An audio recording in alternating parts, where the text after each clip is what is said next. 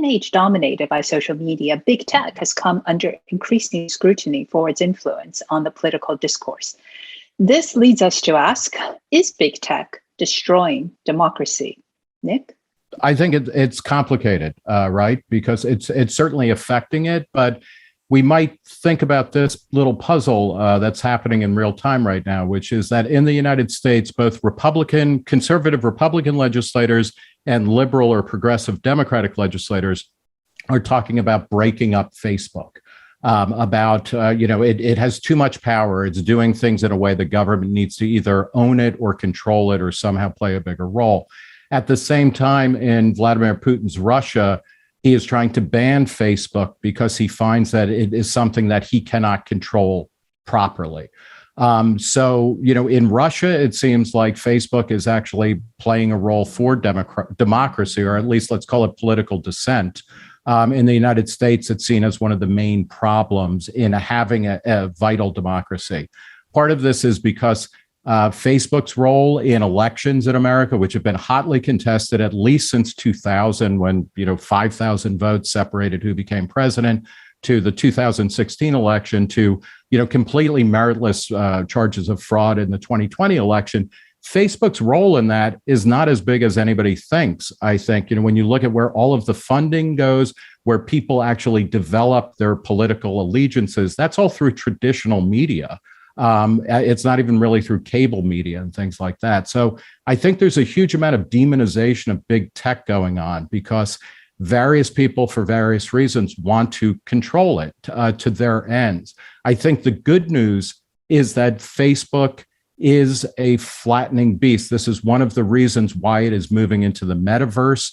It is not as powerful or as, it's not a single car you can drive in one direction.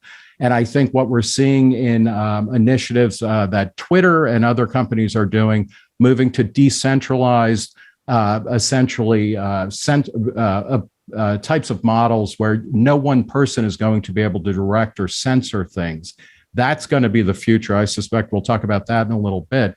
But big tech is not destroying democracy by any. What it is on the margins, I think it is empowering people. When you think of not just Facebook, but then other things like Substack, Twitter, new forms of decentralized communication, all of that fits under the big tech rubric. And it's actually bringing new voices being able to talk in secret, in public, and have influence. And that should be something that we celebrate. And we should always be worried when a government says we need to regulate and protect this entire industry in the name of preserving the status quo. That should be a red alert for just about anybody in any context.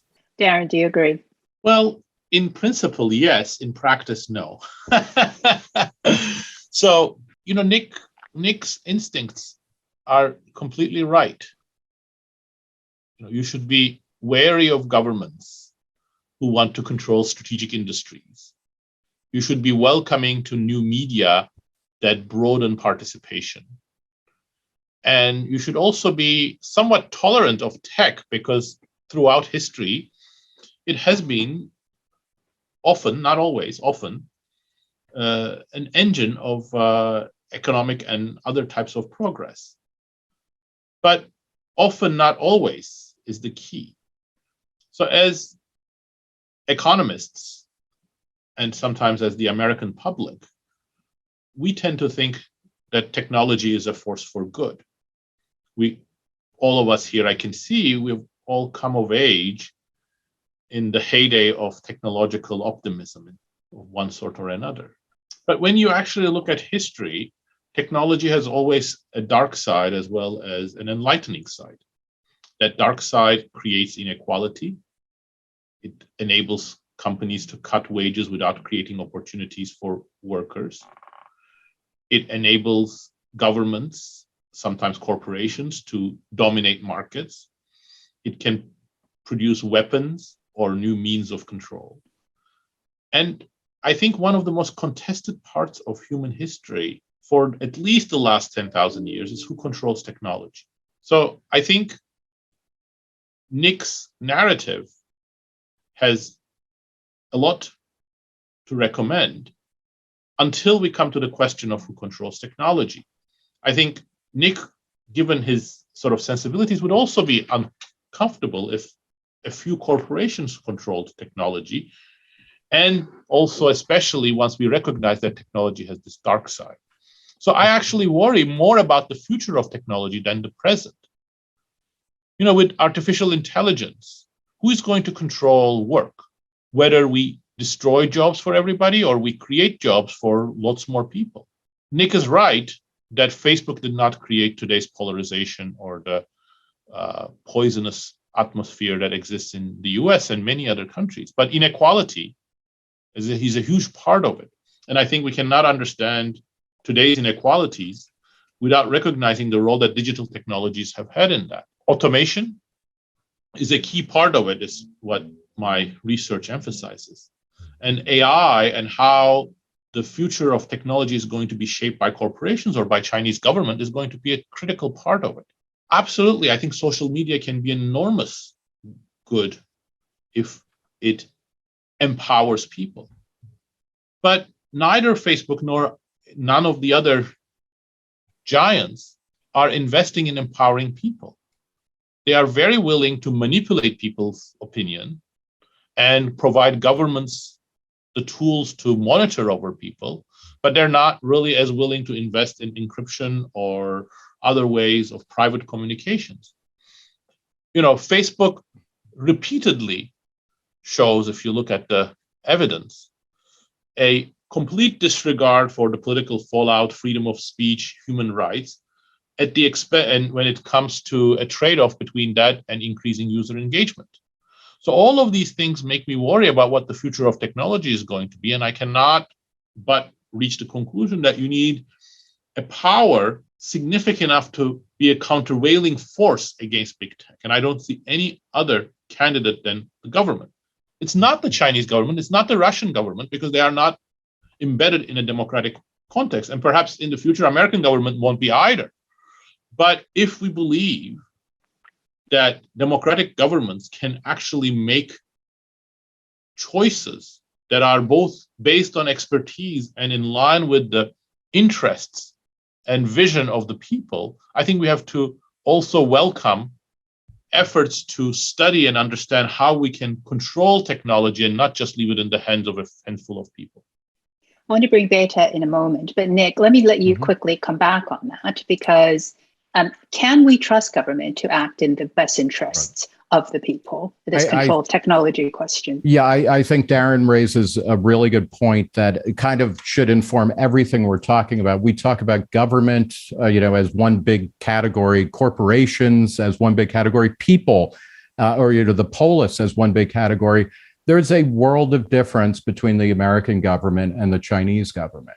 And we need to take that into account. We need to understand that certain corporations act in fundamentally different ways.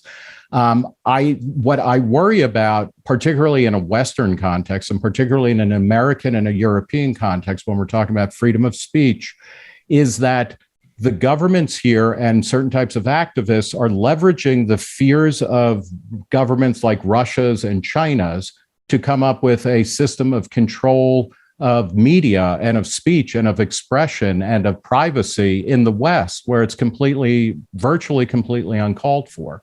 If we are talking about fears of the future, of Facebook aligning with the government, or something similar to that and creating a social credit system because China is doing it, we're doing real damage to the limits on government that we have placed and that I think we all uphold and want. In the name of fending off something that is not quite happening here. So it's worth thinking about, where are we talking about and how does intervention, by the government or by other people come into play? I think the other point I would make is that, the question of, say, monopoly power is not necessarily a question of the mere percentage of an industry that a company, one or two firms controls, but it's whether or not there are barriers to entry, whether or not people can leave, or whether or not the major firms are acting as if they are under competition. So, there are times, Standard Oil, at the peak of its market share, it was charging the least, in America anyway, it was charging the least for its product ever. So, that's not a perfect outcome, but it's more complicated than saying any firm that has 75, 85, 90% of a market should be broken up by a government which is acting in the people's best interest. Oftentimes, interventions into the market are either done for pure politics reasons or they're being egged on by competitor firms, and they don't actually make consumers or citizens or individuals any better off. Beata, that's actually a good point to bring you in. To continue watching this video, click the link in the top left or in the description below. Or visit iai.tv for more debates and talks from the world's leading thinkers on today's biggest ideas.